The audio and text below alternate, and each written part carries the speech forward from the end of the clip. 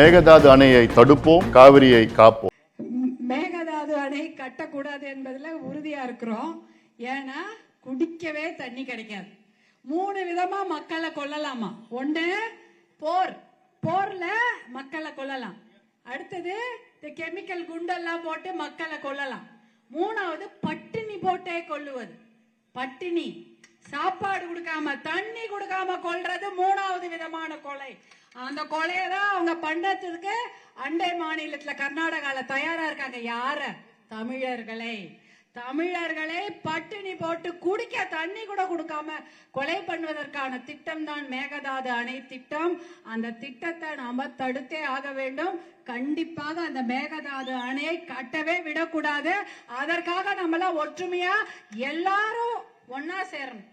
இது யாரோ விவசாயிகள் பிரச்சனை, டெல்டா பிரச்சனை, காவிரி ஆறு ஓடுற இடத்துலதான் பிரச்சனை கிடையாது.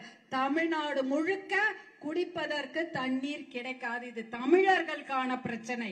அதனால மேகதாது அணையை கட்டுவதை தடுத்தே தீர வேண்டும். அதற்கு தமிழர்களாக தமிழ்நாட்டில் இருக்கிற அனைவரும் ஒன்றாக கூட வேண்டும். கரம் கோர்ப்போம். ஆமா, ஏன்னா இது தமிழ் இன படுகொலை. அதாவது ஜெனோசைடு சொல்லுவாங்க, ஒரு இனத்தையே அழிப்பது. நீங்க பாத்திருப்பீங்கல்ல, ஈழத்துல எல்லாம் ஒரு இனத்தையே, தமிழ் இனத்தையே அழிச்சாங்கல்ல.